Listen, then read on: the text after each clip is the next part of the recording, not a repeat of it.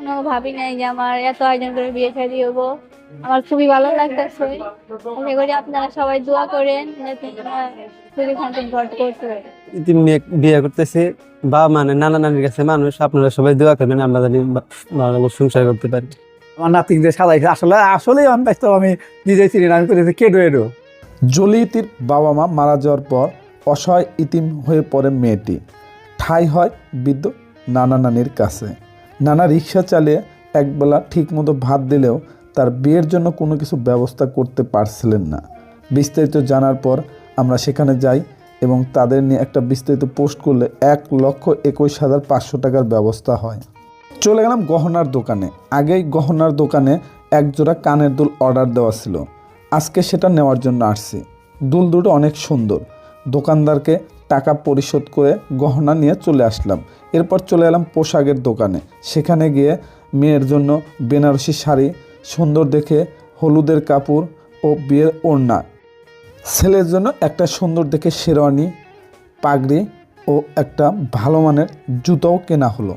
কিছু কেনাকাটা শেষ, চলছে প্যাকেটিংয়ের কাজ। সব কিছু নিয়ে আমরা এবার চলে আসলাম কসমেটিকের দোকানে।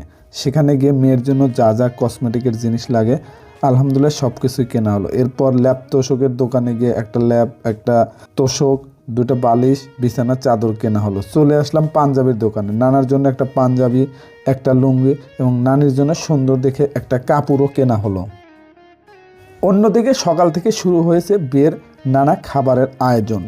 ভাত, পোলা, রোস্ট, গরু মাংস সব বিভিন্ন। পাশাপাশি গুড ফুড রেস্টুরেন্ট আজ অন্যরকম সাজে সেজেছে। মেয়েকে নিয়ে আসা হয়েছে পার্লারে। হয়তো কখনো ভাবতেই পারে নাই জলিতে যে তার জীবনে এত বড় একটা স্বপ্ন পূরণ হবে। চলছে নিখুঁতভাবে সাজানোর কাজ। সাজানো কাজ শেষ, এদিকে বিয়ের গাড়ি প্রস্তুত রাখা হয়েছে। পার্লার থেকে গাড়িতে করে নিয়ে আসা হচ্ছে গুড ফুড রেস্টুরেন্টে। এখানেই বিয়ের সমস্ত আয়োজন। চলে আসলো মেয়ের নানি সহ সবাই গাড়িতে করে। সত্যি আমাদেরও অনেক ভালো লাগছে।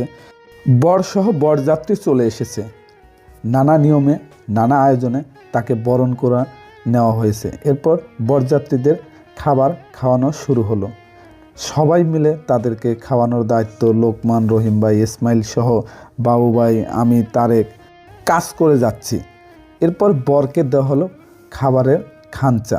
বিভিন্ন আইটেমে বিভিন্ন খাবার, বিভিন্ন সাজে। নতুন বর সহ সবাই মিলে আনন্দ করে খাচ্ছে। খাবার পালা শেষ, এবার শুরু হলো রেজিস্ট্রেশনের কাজ।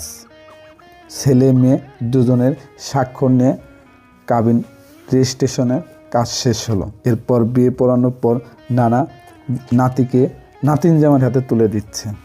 এত সুন্দর আয়োজন করছে, আমার খুবই ভালো লাগতেছে। আশা করি আপনারা সবাই দোয়া করেন আপনাদের খুবই শান্তি করতে।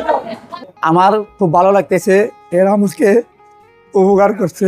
আমার না থেকে আমি বিয়ে দিতে পারতাম না, এরা আমাকে সাহায্য করে উপকার করছে। আমার খুব ভালো লাগতেছে। আমার জীবনে কোনোদিন দারোয়ান শুনলাম আমার এই তিন নাতিন এই পরিস্থিতি এই জায়গায় দাঁড়াইবো কোনো ভাবি নাই যে এত সুন্দর এই রেস্টুরেন্টে আমার নাতির হোটেলে বিয়ে হবে।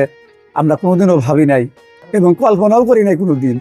আল্লাহ পাক আঙ্গরে দা এত ভালোবাসে আর এত উপকার করে এরা আমাদের এইখানে নিয়ে আইছে। আমি খুবই খুশি, খুবই খুশি, খুব ভালো লাগছে। আমার নাতির যারা পাশে দাঁড়াইছেন সবাই আমার নাতির জন্য দোয়া করবেন। সবাই মিলে ইতির পাশে দাঁড়াতে পেরে সত্যিও আমরা অনেক ভাগ্যবান। আমরা গত কয়েকদিন আগে জলি খাতুন ইতিকে নিয়ে একটা পোস্ট করেছিলাম। তার বাবা মা মারা যায় এবং সে বৃদ্ধ নানা নানির কাছে মানুষ হয়।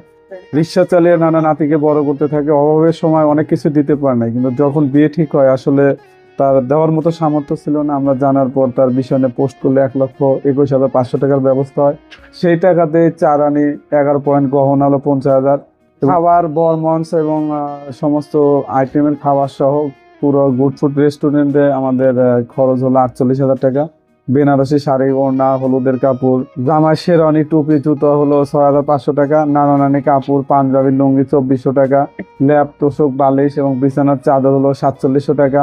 বিউটি পার্লার 2,000 টাকা এবং মেয়ের কিছু কসমেটিক কিনে দেওয়া হয়েছে 3300 টাকা। এবং গাড়িতে কিছু ফুল লাগানো হয়েছিল 500 টাকা। এছাড়া মেয়ের জুতো সহ অন্যান্য কিছু সামগ্রী কেনা হয় 1500 টাকা। এই মোট খরচ হলো 1,18,900 টাকা এবং মেয়ের নানার হাতে আমরা 2,600 টাকা নগদ তুলে দিয়েছি। টোটাল আমাদের 1,21,500 টাকা খরচ। ধন্যবাদ কৃতজ্ঞতা দেশ এবং দেশের বাইরে যে সমস্ত ভাই বোন নাই ইতিম মেয়েটার পাশে দাঁড়িয়েছিলেন। আমি, রহিম ভাই, লোকমান, তারেক সহ সবাই স্বেচ্ছাশ্রম দিয়ে মেয়েটার মুখে হাসি ফোটাচ্ছি। তে আবারও কৃতজ্ঞতা আপনাদের প্রতি, আপনাদের কারণে আজকে ইতিম মেয়ের মুখে হাসি ফোটাতে পেরেছি। আলহামদুলিল্লাহ, বিয়ের কাজ শেষ, এবার বিদায় দেবার পালা। সবাই মিলে জলি ইতিকে তার জামাইয়ের সাথে চলে যাবে শ্বশুর বাড়ি।